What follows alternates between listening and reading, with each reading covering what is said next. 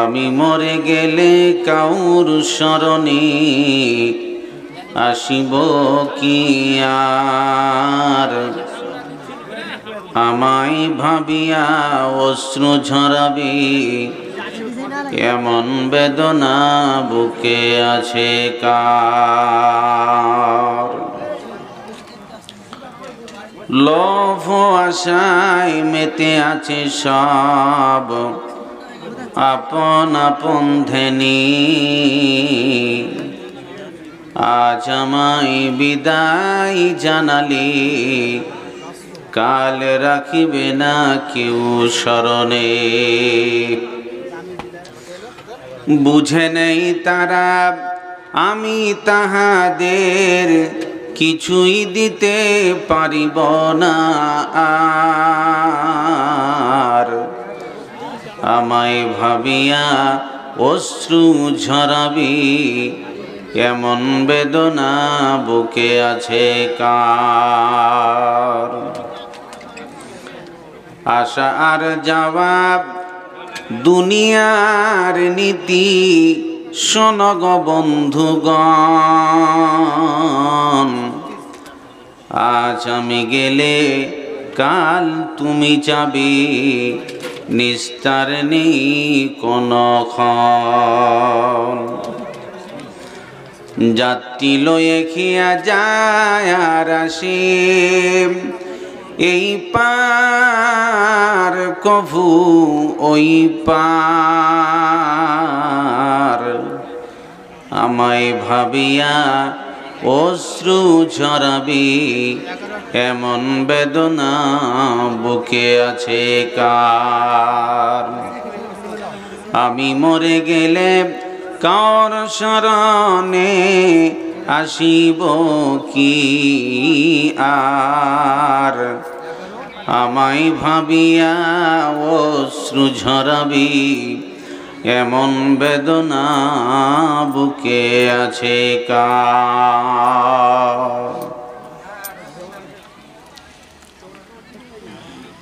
মহেশঘাটি কবরস্থান উপলক্ষে আয়োজিত জালসার নির্বাচিত যোগ্যতম সভাপতি, বিজ্ঞাপিত অবিজ্ঞাপিত উলামা হাজারাত, উপস্থিত কোরআন হাদিস পিপাসু শ্রোতাবৃন্দ, পর্দার এক প্রান্তে অপেক্ষামান সর্বগুণে গুণান্বিতা সতী সাধবী আমার মা খালা বোনেরা, সমস্ত প্রশংসা উপাসনা আরাধনা আল্লাহ সুবহানাহু ওয়া তাআলার জন্য, যার দয়ার সংস্পর্শে এই রহমতের বাগানে বসবার সুযোগ পেয়েছি।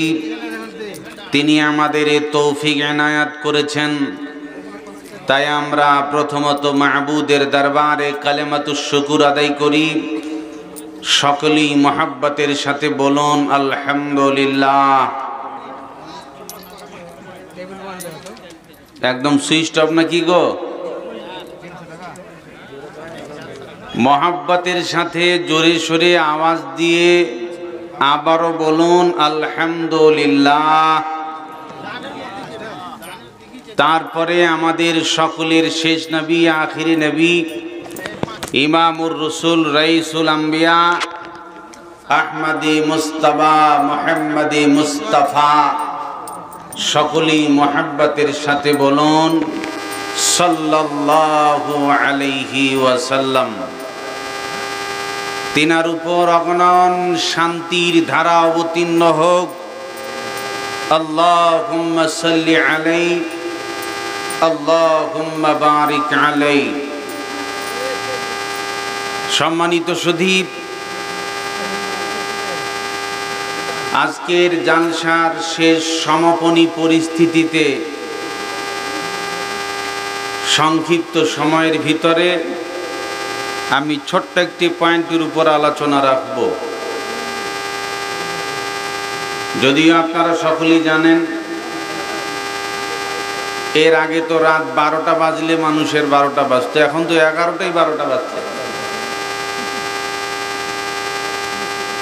মানুষের পরিস্থিতি এমন হয়েছে যে একদম ব্যাটারি ডাউন। 2-3 ঘন্টা মানুষের কোরআন হাদিসের আলোচনা লোডই নেন, আপনার ব্যাটারির পরিস্থিতি আপনি নিজে নিজে উপলব্ধি করেন। এই ছেলেটাকে কালকে ফুটবল খেলা হবে, নাইট খেলা, ক্রিকেট খেলা হবে, ও দেখেন বিল্লির মতো চোখ মেলা করে সারা রাত দেখছে, কোনো সমস্যা নেই। আর যখন জালসায় আসছে তখন নাকি বলে ঘুম ধরছে, কাজ করে না, বসে থাকতে পারি না, মাজা ব্যথা, বাড়িতে অসুবিধা, দুনিয়ার যত ঝামেলা নিয়ে এসছো। যার কারণে আপনারা সকলে জানেন আমি আপনাদের এলাকাতে এক এক জায়গায় এক এক রকমের এক এক বিষয়ে আলোচনা রাখি। এই পরিস্থিতিকে কেন্দ্র করে আমার একটা বিষয় আছে, তার নাম হলো মনের অসুখ। আমি সেইগুলোতে আজকে এই পরিস্থিতিতে আলোচনা করার সুযোগ নেই। পরিস্থিতি অনুপাতে যেহেতু আজকে কবরস্থান উপলক্ষে জালসা, আপনারা যদি একটু ধৈর্য ধরেন তাহলে আমার একটা শব্দ দিয়ে আমি আপনাকে তথ্যবহুল কথা আলোচনা রাখব, যা আমার আলোচনার সাথে অন্যজনের মিল খাবে না। আয়াত কিন্তু সবাই একটাই পড়ে, যার কারণে আমি আপনাদের সম্মুখে আজকে আলোচনা রাখবো একটা শব্দ, তার নাম মৌত। ভাষাটাই ভয়ঙ্কর। মাইকে এলান হলো, ঘোষণা হলো, কে বলে অমুক আব্দুল করিম মারা গেছে। কি করে মরল গো, কি হলো, কি করে? আপনি ঝিমড়ে গেলেন, মারা গেছে এই লোকটা, কাল কথা বলছিলাম, আমার সাথে একসাথে দোকানে চা খেলো গো, লোকটা মরে গেল। যখন মানুষ এই সংবাদটা শুনবে মত, তখন দেখবে লোকটির আর মুখে হাসি নেই, তখন দুঃখ প্রকাশ করে, পুরনো কথাগুলো তার স্মরণে আসে। কোনোদিন আপনারা এরকম শুনেছেন অমুক আবু তাহের সালাফি সাহেব, মোস্তফা কামাল সাহেব বেঁচে আছেন তাই সুঘোষণা? আচ্ছা, বেঁচে থাকার যদি কোনো ঘোষণা দেই তো এটার কোনো গুরুত্ব থাকে? ধরে বলুন, থাকে? আবু তাহের সালাফি সাহেব বেঁচে আছেন, সবাই কান লাগান, তো বেঁচে তো আসেনি উনি, এটার মধ্যে কোনো আশার আছে না। কিন্তু যখন আপনি শুনবেন মৌলানা আশরাফুল হক সাহেব তিনি বিদায় নিয়ে চলে গেছেন, এই ঝাড়খণ্ডের মাটিতে একটা রত্ন, একটা গর্ব, একজন যোগ্য সম্পদ দেশ থেকে বিদায় নিয়ে চলে গেল, মানুষ অটোমেটিক ঝিমড়ে চলে যাবে। এর নাম মওত। আমি রাস্তা দিয়ে আসতেছি, আমার বন্ধু ধরে নেন মাওলানা মোস্তফা কামাল সাহেব, আমি ওনাকে থামালাম, দাঁড়ান, কোথায় বেরিয়েছেন? বলে আমি ফারাক্কা যাব। তো ফারাক্কা যাবেন, আমি জানি যে আপনার গাড়ির কাগজ ঠিক নেই, মাথায় আপনার হেলমেট নেই, ফারাক্কা যাবেন মানে? সামনে আমি দেখে আসলাম 10-12 জন পুলিশ দাঁড়িয়ে আছে, প্রতিটা গাড়ি চেক আপ করছে, তার মানে চেকিং বসেছে। এখন আপনি বলেন, আমি যখন উনাকে রাস্তায় বলে দেব সামনে চেকিং বসেছে, আপনার গাড়ির কাগজ ঠিক না থাকলে আপনি আর সামনে যাবেন? কথা বলেন না গো, যাবেন? আর সাহস কুলাবে না কেন? কাগজ ঠিক নেই। কারণ কাগজ ঠিক না রেখে যদি চেকিংয়ের পাল্লায় পড়ি তো বড় ধরনের জরিমানা লাগবে। সাধারণ একটা জরিমানা দেওয়ার ভয়েতে আপনি পুলিশের কথা, চেকিংয়ের কথা শুনে থমকে গেলেন। প্রিয় ভাই সব, আজকে যারা আলেমরা কোরআন হাদিসের কথা আপনাদের সম্মুখে বক্তব্য রাখে, আমরা দেখতে পাচ্ছি আপনার নামাজ, রোজা, ইবাদত, বন্দেগী, দান খয়রাতের, ঈমান আমলের কাগজ ঠিক নেই। আপনি হট করে যদি মরে যান, এটাই আপনাকে সাবধান করতে, কবরে চেকিং আছে, এর নাম মুনকার নকির। এই দুইজন পুলিশ আপনার চেক আপ করবে। যদি আপনার ঈমান আমলের কাগজ ঠিক না থাকে তাহলে ওখানে জরিমানা দিয়ে পার হবে না, আপনি বিপদে পড়ে যাবেন। ওখানকার মেলা ধরনের শাস্তির আলোচনা আপনারা শুনেছেন। এই জন্য আপনাদেরকে ভাই মনে করে, বন্ধু মনে করে এতটুকু শুধু সাবধানতা অবলম্বন করতে চাই। আপনি ভুল পথে চলছেন, আপনার ঈমান আমলের কাগজ ঠিক নেই, কবরে চেকিং বসে আছে, শুধু আপনাকে সাবধান করছি কোরআন হাদিসের ওয়াজ নসিহত দিয়ে। জেনে রাখবেন, পৃথিবীর বুকে এমন একটা সাংঘাতিক ভাষা যার সাথে কোনো আপোষ চলে না, যে বুড়ো ছোঁড়া বোঝে না। একদিন চোখের সামনে দেখতেছি ছোট্ট একটা কচি বাচ্চা ছেলে, প্রায় 2 বছর তার বয়স হবে। ছেলেটার দেখছি নিঃশ্বাস বেরোয় না, ছেলেটার দেখছি নিঃশ্বাস বেরোয় না। দ্রুত গতিতে তার স্পন্দন হচ্ছে, খুব কষ্ট হচ্ছে, ছেলেটির জীবন বেরোয় না। আমি এই দৃশ্য দেখে অবাক হলাম। ছোট্ট একটা কচি বাচ্চা ছেলে যে জীবনের নেকি গুনাহ কি জিনিস চেনে না, একেও ছেড়ে কথা বলে না, এর নাম মওত।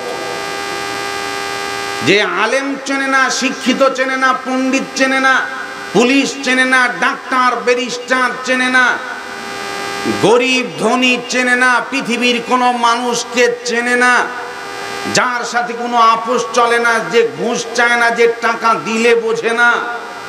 পৃথিবীর বুকে যেরকম আপনার কাছে একটা টাইম বোমা সেটিং করে দিলাম, ঠিক 12টা 10-এ বোমা ফেটে যাবে।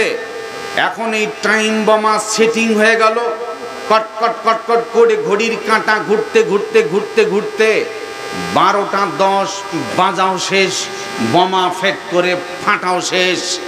ঠিক সেইভাবে আপনাকে আল্লাহ পাক আয়ু নামক একটা বোমা সেটিং করে দিয়েছেন আপনার এই বডি নামক দেহের ভিতরে।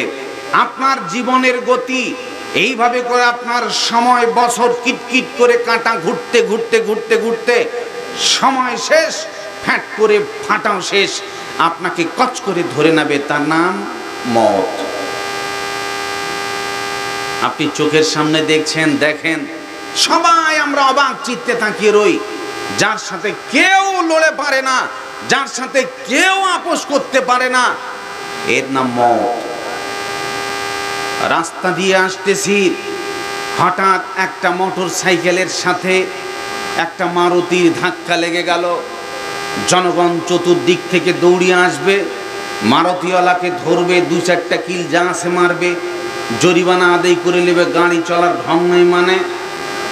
এরপরে যখন দেখবেন মারুতিওয়ালার সাথে বড় বাসের ধাক্কা লেগে যাবে, জনগণ গ্রাম থেকে দৌড়িয়ে আসবে, বড় বাসওয়ালাকে ধর মার, যে যতটুকু পারবে মারধর করবে।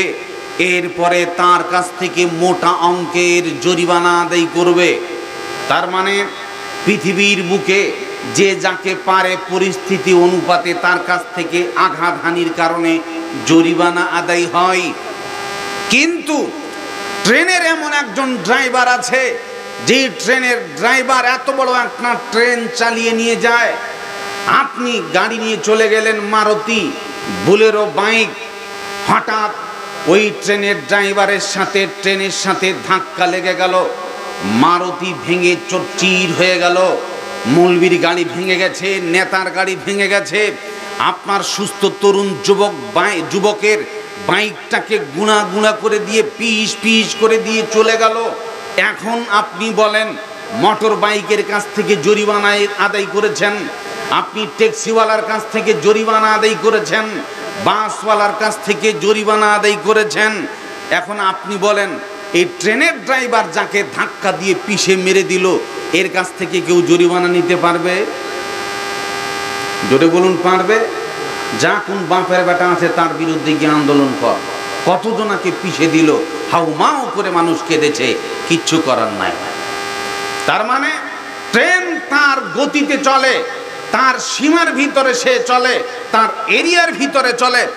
আমি যখন চলবো সে সময় সবাই নিস্তব্ধ, চতুর্দিক থেকে সবাইকে দাঁড়িয়ে থাকতে হবে, আমি পার হব, তারপরে তোরা পেরোবি। আমার সাথে ধাক্কাতে আসলে ধাক্কা খেয়ে পড়ে যাবে, আমার বিরুদ্ধে বিচার চলে না। এর নাম ট্রেনের ড্রাইভার। এবার শোনেন, মহান আল্লাহ পাক রব্বুল আলামিন তিনি বলছেন, ফাইদা বালাগাতিল হুলকুম ওয়া আনতুম হিনাইদিন তানজুরুন। মানুষের যখন জীবনের শেষ নিঃশ্বাস কণ্ঠনালী পর্যন্ত পৌঁছে যায়, আপনি চোখের সামনে দেখছেন আমার আব্বা মরতেছে, আমার মা মরে মরে এমন ভাব, আমার স্বামী মরে মরে এমনটা ভাব, আমার স্ত্রী মরছে মরছে, আমার তরুণ বেটা মরছে মরছে, এমন পরিস্থিতিতে আপনি দাঁড়িয়ে আছেন।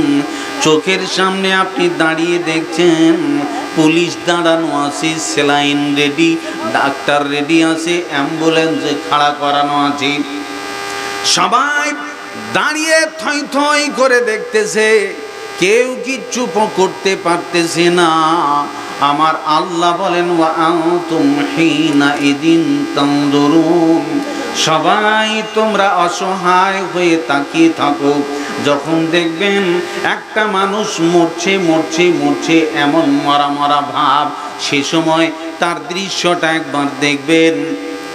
সেই সময়টি জীবন বেরোয় না, তার চোখ মুখ যেন কেমন বিশ্রী হয়ে গেছে, শরীর এমনভাবে কাঁপতেছে, এমন পরিস্থিতি দেখে মায়া লেগে যায়, ভয় লেগে যায়।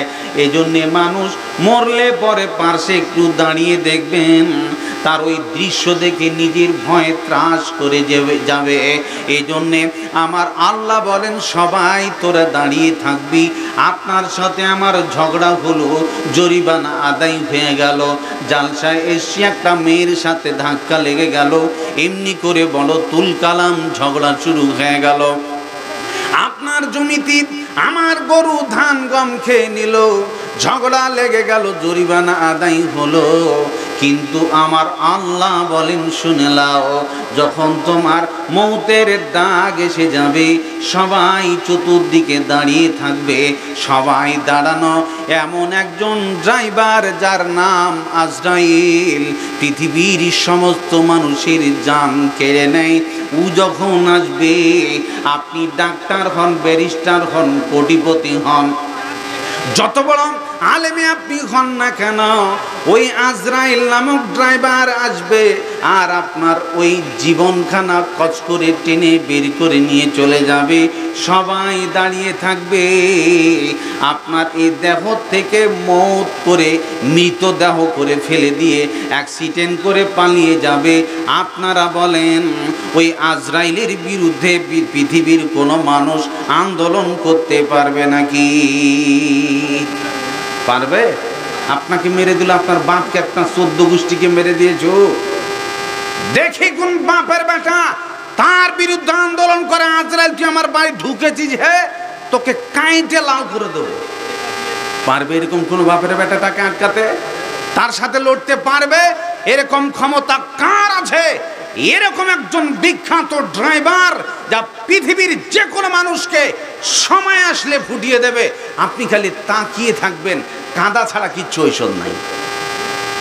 এর নাম মৌত, আপনাকে ধরবে, কেউ বাঁচার উপায় নেই। মুসলিম শরীফে হাদিস এসেছে, হযরত মূসা আলাইহিস সালাম, তার কাছে আজরাইল এসেছে। ভালো করে কান লাগান। মূসা আলাইহিস সালামের জান কবজ করতে এসছে আজরাইল। মূসা আলাইহিস সালাম খুব রাগী মানুষ, ঠাস করে এমন একটা থাপ্পড় মেরেছে আজরাইলকে, আজরাইলের চোখ কানা হয়ে গেছে। দেখেন মূসা কত বড় সাংঘাতিক নবী। যে সময় ফেরাউনের মতন একজন স্বৈরাচার লৌহ শলাকার, যে সময় একজন দাম্ভিক শয়তান ইবলিস বদমাশ জালেম, যার সাথে সে সময় লড়বার মতো পৃথিবীর কোনো শক্তি ছিল না, যা মনে ইচ্ছা সে তাই করত, এরকম পরিস্থিতিতে একজন দুঃসাহসী নবী আল্লাহ পাঠিয়েছেন, তার নাম মূসা আলাইহিস সালাম। মূসা সালামের মতো রাগান্বিত নবী না হয়ে সে সময় নরম নবী হলে ফেরাউনের সাথে মোকাবেলা মুশকিল ছিল। আজরাইল এসেছে, ঠাস করে থাপ্পড় মেরেছেন। যখন ফেরাউন ছোট ছিল সেই সময় ছোট্টবেলায় ফেরাউন মুসা নবীকে আদর করছে, আদর করতে করতে মনে করলো যে যাই হোক আমার বেটাকে একটু আদর করব, চুমা খাবো। এমন করে মুসা সালামকে টেনে কাছে নিয়ে আসে, আদর করবে, চুমা দিব বলে। ছোট বাচ্চা ছেলেকে যেভাবে মানুষ আদর করে চুমা খায়, এইভাবে ফেরাউন মুসা আলাইহিস সালামের ঠোঁটে ঠোঁট মিলাবে। যখন কাঁচিয়ে গেছে মুখ, এই সময় মুসা আলাইহিস সালাম ছোট বাল্য কচি ছেলে, ঠাস করে একটা ফেরাউনের গালে থাপ্পড়। ফেরাউন এই গালে থাপ্পড় খাওয়ার পর কয়, ওরে বাবা, ছোট বাচ্চা ছেলের থাপ্পড় এত ওজন কেন? যে থাপ্পড় খেয়েছে জীবনে আমার খেয়াল থাকবে, বাচ্চা ছেলের থাপ্পড় আবার এত ভারী হয়? ফেরাউনের গাল মনে হয় আপনার পোড়া রুটির মতো দাগ লেগে গেছে। ফেরাউন রেগে গেলেন। সেই সময় ফেরাউন মনে করেছিল যে আমি আজকে এই মুসা, এই সেই দুশমন, আমি যার বিরুদ্ধে পদক্ষেপ নিয়ে হাজার হাজার আমি সন্তানকে হত্যা করেছি, আমার বাড়িতেই কাল সাপ পুষতেছি, একে ছাড়ে কথা বলবো না। সে সময়কার স্ত্রী আসিয়া, বেটি ছেলে কত সাংঘাতিক হয়, পৃথিবীর দৃষ্টান্তমূলক একজন নারী, তার নাম আসিয়া। তিনি বললেন, ফেরাউন তুমি খোদা না হুদা, তোমার মাথা ঠিক আছে? ছোট্ট ছেলে থাপ্পড় মারবে, এ তো মাঝে সাঝে খেতে হবে। দেখবেন বাপ যখন ছোট ছেলে মেয়েদেরকে আদর করে তো মারে না, দাড়ি ধরে টানে, চুপ খামচা এরকম সেরকম করে। কিন্তু ফেরাউনের সন্দেহ হয়েছে যে চটটা খুব ভারী আছে, যার কারণে আসিয়া ফেরাউনকে বুঝালেন, অটোমেটিক ফেরাউন পটে গেল। যার কারণে তার ব্যাপারে লম্বা চড়া ঘটনা আছে।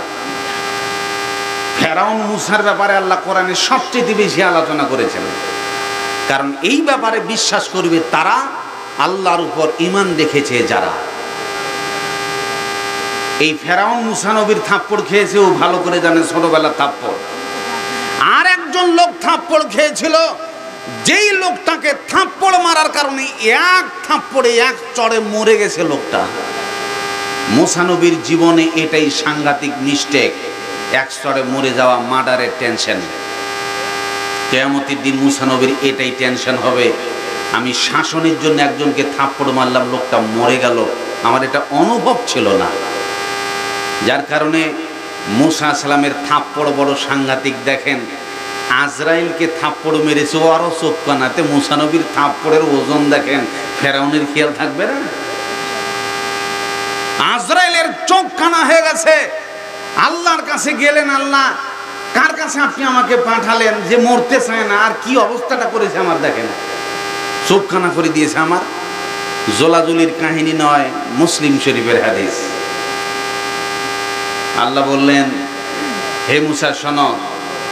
যাই হোক, এই আজরাইলকে বলছে, আজরাইল শোনো, মুসা যেহেতু মরতে চায় না, তো একটা কৌশল বাতাই দিয়েছি, যাও তার আয়ু বাড়ায় দাও।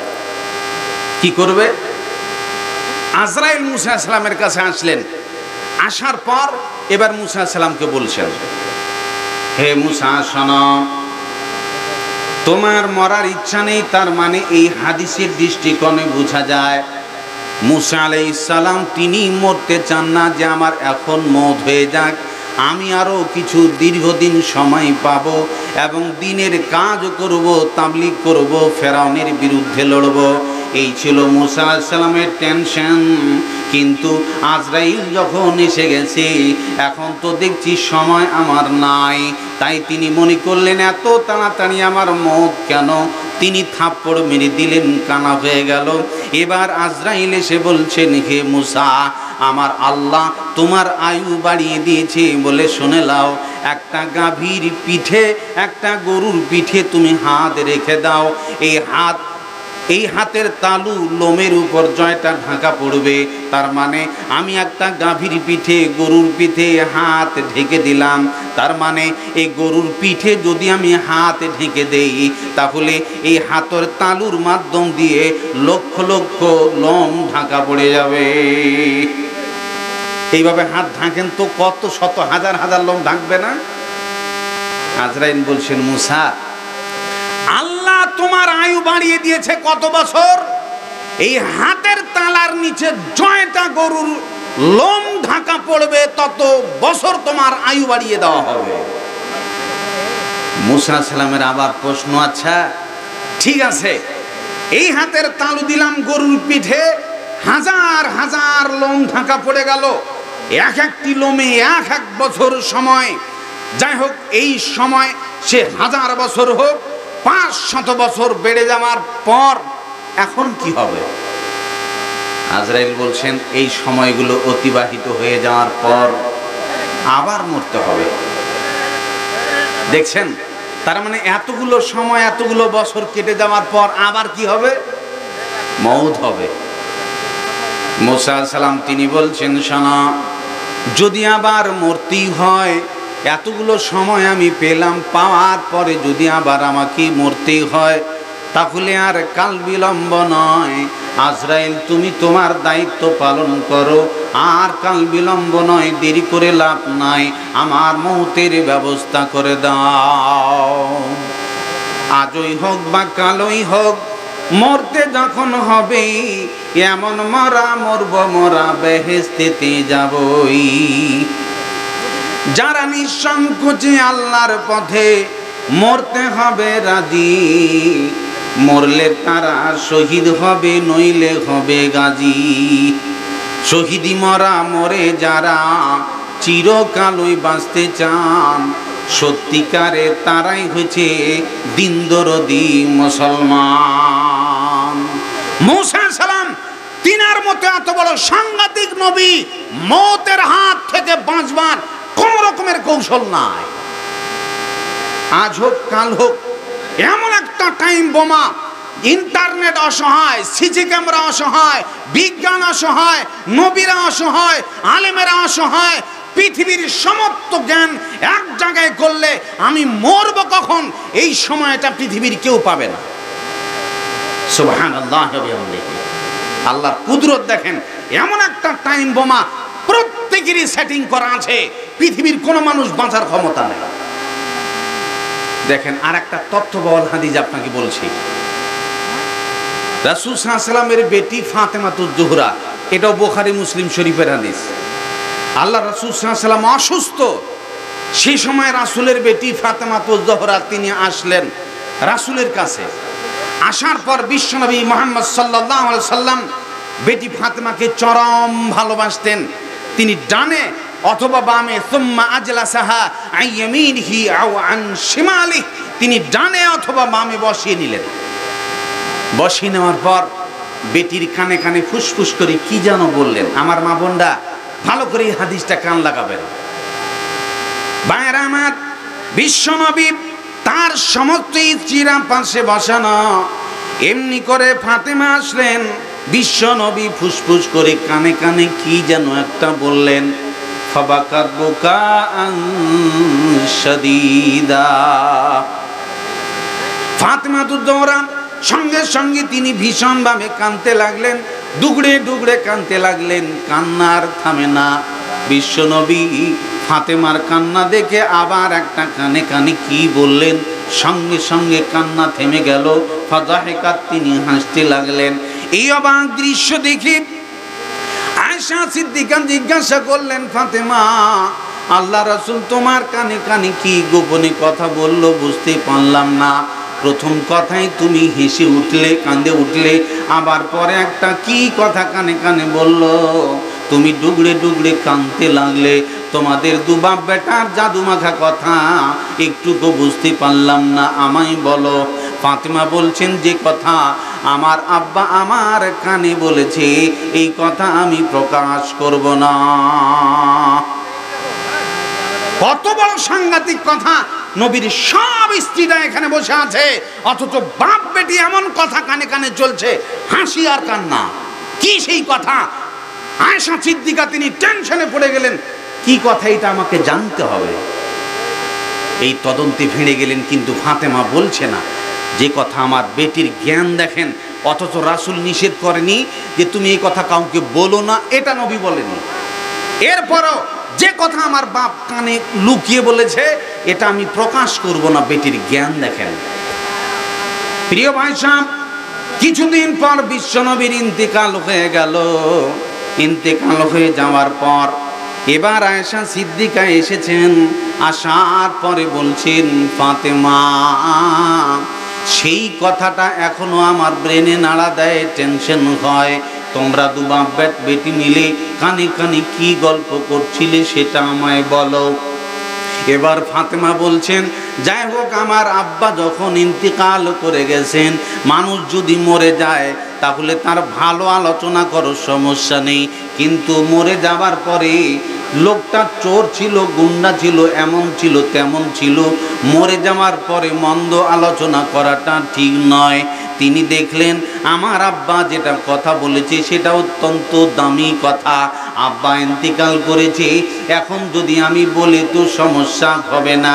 এখন ফাতেমা তিনি খুলে বলছেন, আমার আব্বা আমার প্রথমে কানে যে কথাটা বলল, বেটি রে, আমাদের ফেরেশতা জিবরিল আমিন, আমি নবী, দুইজনার প্রতি বছরে খতমে কোরআনের প্রোগ্রাম হয়। জিবরিল আমিন আমাকে পুরো কোরআনটা শোনায় আর আমিও শোনাই, এইভাবে প্রতি বছরে এমন ঘটনা চলে। বেটি রে, এই বছরে জিবরিল আমিন আমাকে 2 বার খতমে কোরআন শুনিয়েছে। তার মানে এটা ইন সিগন্যাল হয়ে গেছে, আমার পৃথিবী ছাড়ার সময় হয়ে গেছে। বেটি রে, এখান থেকে তোমাকে আমি ভবিষ্যৎবাণী জানিয়ে দিলাম, আমি আর বেশি দেরি নয়। যখন বেটি এই কথা শুনবে যে আমার আব্বার বেশি দিন বাঁচবে না, ডাক্তারের বাড়িতে নিয়ে গেলেন আপনার আব্বাকে। ডাক্তার বাবু আপনার সব কিছু চেক আপ করে নেওয়ার পর রিপোর্ট দেখলো ভিতরটা গোটাটাই ক্যান্সার হয়ে গেছে। রোগী যদি রোগে আক্রান্ত হয় তাহলে পরে ডাক্তার নিষেধ করে দেবে, রোগীকে বলো না, কারণ রোগীর রোগ সম্পর্কে যদি সে জেনে নেয় বেশি দিন বাঁচবে না, তাহলে যে রোগী এ কথা শোনার পরে টেনশনে তাড়াতাড়ি মরে যাবে। এজন্যে চুপ করে আপনার ছেলেকে বা মেয়েকে ডেকে নেয়, এই যে দেখো তোমার আব্বার এমন বিপদ, সে আর বেশি দিন বাঁচবে না। যখন এই কথা বেটি শুনতে পাবে অটোমেটিক ঝিমড়ে যাবে, বেটা ঝিমড়ে যাবে, আমার আব্বার পরিস্থিতি ভালো নয়। ঘরে উঠে গভীর রাত্রিতে ডুগরে ডুগরে কাঁদবে।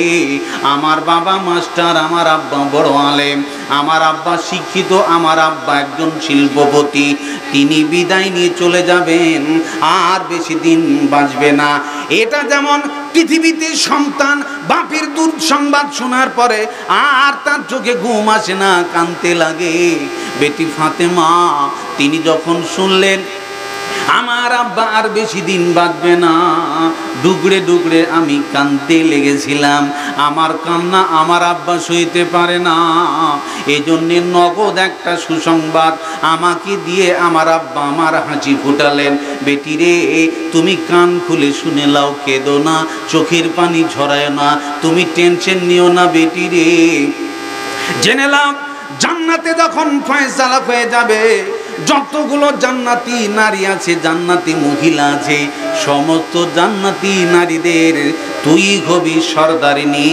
জোরে বলুন সুবহানাল্লাহ। জান্নাতি রানী, নবী নন্দিনী, ফাতেমা তুল জোহরা, নবীর বেটি ফাতেমা তুল জোহরা।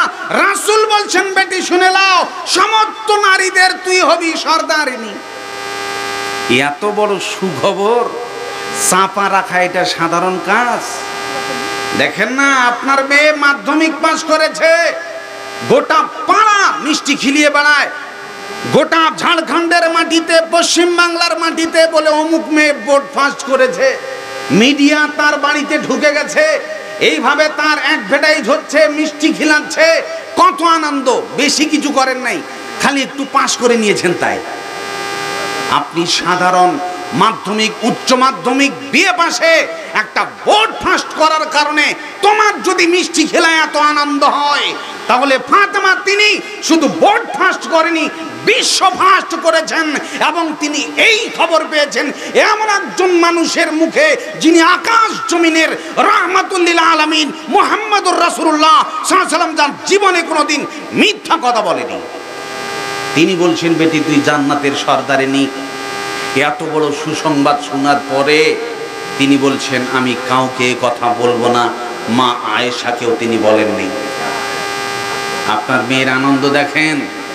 আজকে 10টা মেয়ে এক জায়গায় বসেছে। আপনার বাড়িতে আপনার ছোট ভাইয়ের বিয়ে হয়েছে, এখন নতুন বউ বাড়িতে এসেছে, ওকে একটু কাজে লাগিয়ে দিয়েছে। বাড়িতে যেসব বউয়ের ঝামেলা হয়, ওকে একটু কাজে লাগিয়ে দিয়েছে। কাজ করতে করতে করতে করতে এমন সময় বউ একটা মাছ ভাজা চুপ করে খেয়ে নিয়েছে। তখন বড় যাও দেখে নিয়েছে। বড় যাও যখন ছোট বউয়ের মাছ খাওয়া দেখে নিয়েছে, তখন বড় যা বলছে, কোন চুন্নি বউ রে, মাছ ভাজছে আর চুপচুপ করে খায়, মাছ ভাজছে আর চুপচুপ করে খায়, কোন চুন্নি ডাহিনী বউ এটা। এখন ছোট বউ শরম পেয়ে গেছে, এই তো সবাইকে বলে বেড়াবে, আমার মানহানি হবে। ছোট বউ বলছে, রিকোয়েস্ট করছি এ কথাটা আর কাউকে বলো না। বড় ভাবি বলছে, ঠিক আছে, আমার কি দরকার পড়েছে তোমার এই কথা বলে বেড়াবো? জীবনে কাউকে আমি কাউর গল্প করি না, এটা আমার স্বভাব নয়। এখন এই বড় বউটা সকালবেলায় এই যে এখন যেগুলো উঠেছে বন্ধন গ্রুপ, এগুলো আপনাদের দিকে আছে? আছে? মাশাআল্লাহ, তাহলে আপনাও তো কম ভাইরাস ঢোকে নাই, সবকে খেয়ে নিয়েছে। যাই হোক, ওটা আলাদা পাঠ, আমি ধরবো না। যাই হোক, আছে বুঝতে পারছি। তাছাড়া এটা এমন একটা ভাইরাস, আপনি বেঁচে আছেন মনে হয় না, আমার খটকা বাচ্চা। দেখেন, এরকম বন্ধন গ্রুপের মিটিংয়ে বসেছে ওই বড় বউ, বসে ওই গল্প ধরেছে বাড়ির মাছ খাবার। আমার ছোট দেওয়া একটা বিয়ে করেছে, নতুন বউ এসছে, বউটা যা শুননি, খালি ঘন ঘন মাছ ভাজা আর মুখে দেয়, চুপচুপ করে খায়, আমি দেখে নিয়েছি। তখন ও আমাকে বলছে, এই কথাটা কাউকে বলো না। ও আমাকে এইভাবে নিষেধ করছে। তো আমি ওকে বললাম, কি দরকার পড়েছে আমি কাউকে বলে বেড়াবো কেন? আমি জীবনে কাউর কথা সমালোচনা করে বেড়াই না। এই গল্পটা 25 জন বেটি ছেলের সামনে করছে, আর ওকে কি বলে সে জীবনে কাউকে বলবো না। এমন ভাবে বললো যে 25টা বেটি ছেলে জেনে নিল। এর নাম নারীজাত বেটি ছেলে। এই মিডিয়ায় যদি পড়ে কথা আটকাবেন এই ক্ষমতা নেই। আচ্ছা, আমি যখন আপনার সাথে গল্প করবো, এটা মানুষের নেচার। এই তোমার সাথে আমি এই কথাটা তোকে বন্ধু বলে চুপ করে বলছি, তুই ফির ওকে বলিস না। আচ্ছা, আমি আবার নিজের কথাটা তো আটকাতে পারলাম না, ও আটকাবে? তার মানে আমার মুখ থেকে যখন গুলি বেরিয়ে গেছে, এগুলি আর আটকানো যাবে না। প্রিয় ভাই সব জেনে রাখবেন ভালো করে। তাই বলছিলাম, নারী জাত ছোট ছোট বিষয় একটু হলে গোটা পাড়া তোলপাড় করে বেড়ায়। এই জন্যে বেটি ছেলের নাম আমি ভোটভটি দিয়েছি। খালি বাড়িতে ঢুকলে প্যাট প্যাট প্যাট প্যাট করে বেড়ায়, এই হয় সেই হয়, এই হয় সেই হয়, মানে বাকবাকুম করতেই থাকে কবিতরের মতো। রাসূলের বেটি ফাতেমাতুজ জাহরা, দেখেন এত বড় সাংঘাতিক সুখবর পাওয়ার পরেও মা আয়েশা এত বড় চাপ দিলেন, আমাকে বলো না সেই কথাটা। তিনি বললেন না। কত চাপা মহিলা দেখেন, এত বড় সাংঘাতিক মহিলা কি! আমার রাসূল বলে দিলেন, বেটি তুই তো জান্নাতীর সর্দারিনী, তবে তোকে আগাম দুটো উপদেশ বলে দিছি, বেটি কান লাগা। ফাত্তাকিল্লাহ ওয়াসবিরি, বেটির 1 নম্বরে আল্লাহর ভয় করবি, 2 নম্বরে ধৈর্য অবলম্বন করবি। আমি তোর বাপ হারিয়ে যাব, যখন বাবা মরে যায় ছেলে মেয়েরা কাঁদাকাটি হাউমাউ করে, খবরদার অধৈর্য হবি না। পৃথিবীতে 2টো জিনিস সাথে রাখবি, একটা আল্লাহর ভয় আর একটা হলো ধৈর্য। তাহলে পৃথিবীতে কেউ তোকে নাকাম করতে পারবে না। আমার বন্ধুবর বিশ্বনবী মুহাম্মদ সাল্লাল্লাহু আলাইহি ওয়াসাল্লাম এত বড় দামি নবী, তিনিও মৌতের হাত থেকে বাঁচতে পারে নাই। যদি বলেন পেরেছে? পৃথিবীর কোনো শক্তি নাই এর হাত থেকে বাঁচতে পারে, এর নাম মৌত। এবার আর একটা হাদিস আপনাদেরকে বুখারী মুসলিমের শোনাচ্ছি, ভালো করে কান লাগাবেন। আমরা সকলেই বুঝে ফেলেছি যে আমাদের মৌত কিন্তু হবেই, আজ হোক কাল হোক। এটা এমন একটা সেটিং আল্লাহ করে দিয়েছেন, কেউ জানে না। আমরা কিন্তু অসহায়। তাই দেখবেন হঠাৎ রাত্রিবেলা দেখলাম গো করিম চাচা, দেখলাম সকালে নামাজ পড়ছিল, আজকে আবার দেখতে পাই না কেন? তার মানে উনি স্ট্রোক হয়ে মারা গেছেন। কত লোকের সিরিয়াল দেখছি, এর আগের লোকেরা মরতো অসুস্থ হয়ে, রোগে আক্রান্ত। আজকে রাস্তাঘাট যেভাবে তৈরি হয়েছে, যুবক ছেলেরা যেভাবে গাড়ি চালায়, টেনা বেঁকা হয়ে স্টাইল করে ডিজাইন করে রোডে গিয়ে হাত ছেড়ে চলায় দেয়, এরপরে কত রকমের দুর্দান্ত অ্যাক্সিডেন্ট হয়, এগুলো আপনারা দেখতে পাচ্ছেন। তার মানে পৃথিবীতে যত উন্নতি হচ্ছে, দুর্ঘটনা আর মৌত ততই বেড়ে চলেছে, তত আপনাকে খুব সাবধানতা অবলম্বন করতে হবে। দেখেন, আমরা সবাই বুঝে ফেলেছি এটা এমন একটা শক্তি, কাউকে ছেড়ে কথা বলবে না। পৃথিবীর শেষ সমাপনীর সময় যখন সবাই মানুষ বিদায় নিয়ে চলে যাবে, সে সময় একটা আপনি মাইকিং শুনতে পাবেন। ভালো করে কান লাগান। ফাইদা নুফিখা ফিস সূর, যখন মাইকিং হবে, শেষ মাইকিং, সুরে যখন ফুঁক দেওয়া হবে, আল্লাহ নিজে বলছেন, বন্ধুবার আমরা সকলেই মরে কবরে পড়ে আছি, এই ঘর থেকে কেউ উঠাবে এরকম তো কোনো উপায় নাই। আমার আল্লাহ বলেন, ওয়াস্তামি ইয়াউমা ইউনাদিল মুনাদি মিন মাকানিন করিব, সেদিন একটা মাইকিং হবে, যে মাইকিংটা সবাই কাছ থেকে শুনতে পাবে। আজকে এখানে আপনাদের এই গ্রামে এখানে মাইক সেটিং করা হলো, আর প্রতিটা বাড়িতে বাড়িতে যদি মাইক সেটিং করে দেওয়া যায়, আর এখান থেকে যদি হ্যালো বলি, প্রতিটা বাড়িতে যেমন আওয়াজ চলে যাবে। যখন ইসরাফিল তার সিংহায় ফুঁক দিয়ে দেবে, কাছ থেকে আওয়াজটা শুনতে পাবে। তার মানে আপনি কবর জগতে শুয়ে আছেন, আর ওখানে ওই ইসরাফিলের মাইকিংটা আপনি ফট করে এমনভাবে শুনতে পাবেন, যেই মাইকিং, যেই ঘোষণার কারণে ছিড়কে উঠে সমস্ত মানুষ দৌড়াবে।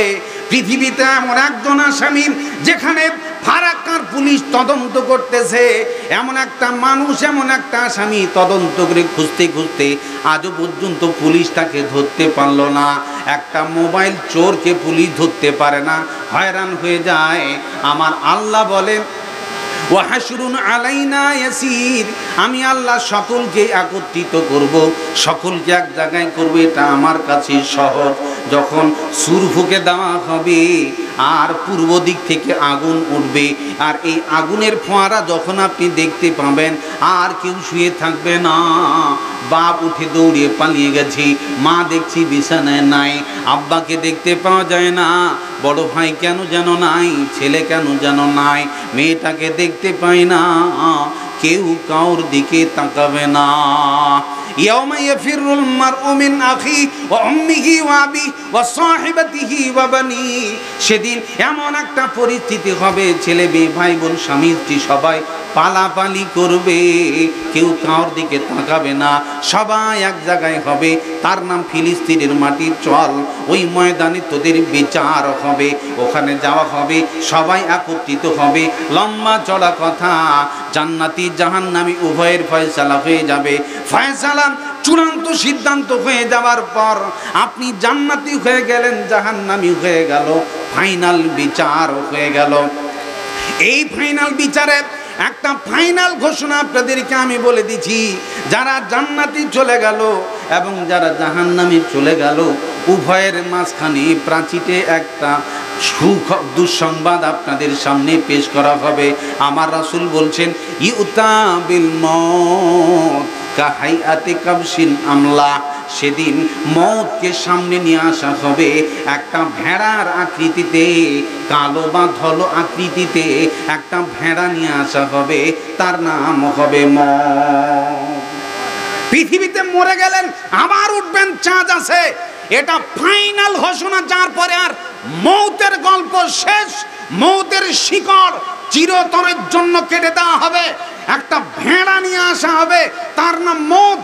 এবার জান্নাতি জাহান্নামী, জান্নাতীদেরকে জিজ্ঞাসা করা হবে, ফায়ুনাদি মুনাদিন ইয়া আহলাল জান্নাহ হাল তা'রিফুনা হাযা, হে জান্নাতি এদিকে কান লাগাও, হে জান্নাতি এদিকে কান লাগাও। ফায়াশরাইবুনা ওয়া ইয়ানজুরুন, তারা মাথা উঠাবে আর তাকিয়ে দেখবে, তাদের প্রশ্ন করা হবে, হাল তা'রিফুনা হাযা, এই যে দেখো তোমরা দেখতে পাচ্ছ ভেড়াটা, এটা তোমরা সবাই কেউ চিনতে পারছো, একে চেনো?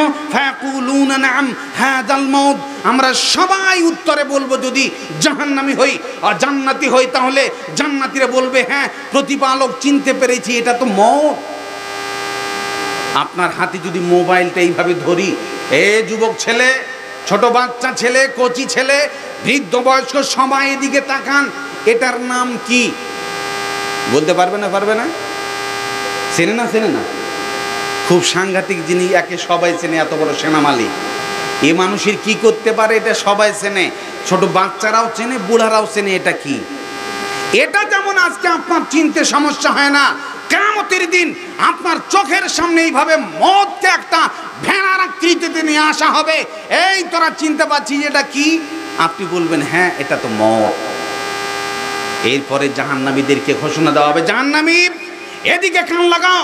তারা অবাক হবে, মনে হয় কোনো যেন একটা সুসংবাদ আছে নাকি, ছাড়া পেয়ে যাব নাকি।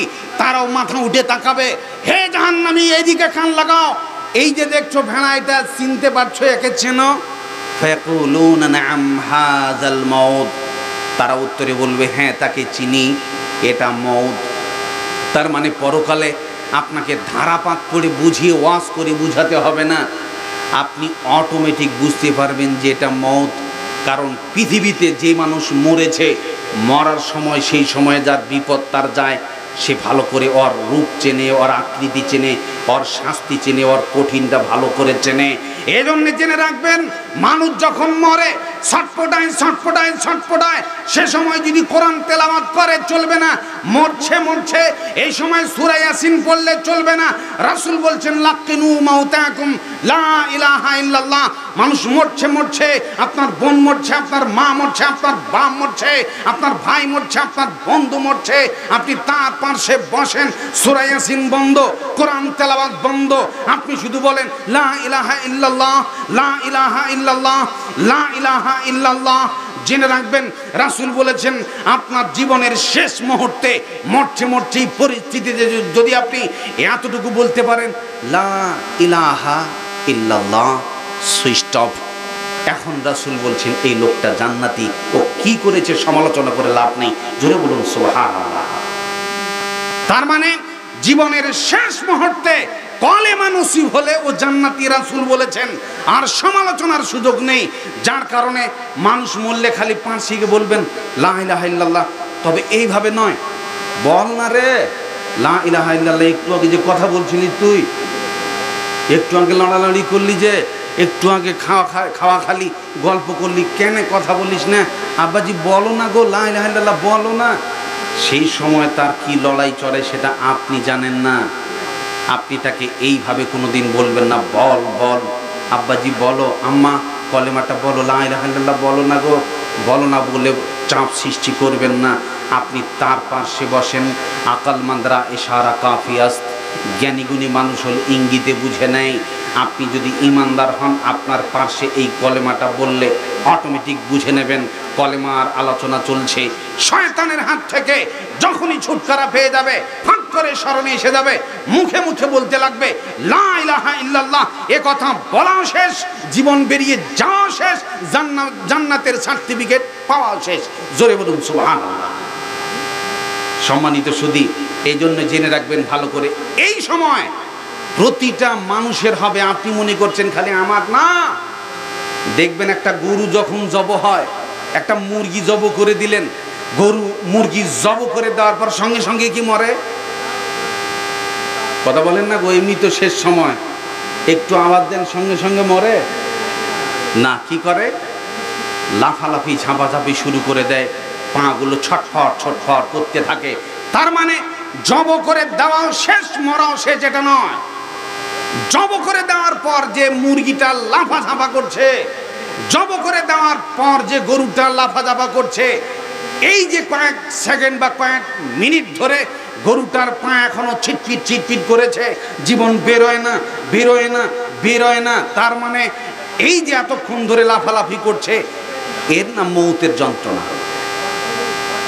এই কষ্টটা আপনাকেও পেতে হবে যদি আপনি খালি খেয়াল করেন মৌতের যে কষ্টটা কত বড় কঠিন। হঠাৎ আপনি চমকে যাবেন, বিবেকে নাড়া দিয়ে দেবে। এই জন্যই তো আপনাকে বলা হবে হাল তারিফুন হাদা, এ জান্নাতি জাহান্নামী উভয় শোনো, তোমরা একে চিনতে পারছো এটা কে? আপনি বলবেন, জান্নাতীও বলবে, জাহান্নামীও বলবে হ্যাঁ চিনি, এটা হলো মওত, যা অপরিচিত নয়। ফাইজবাহু, এবার প্রকাশ্যে তাকে জব করে দেওয়া হবে।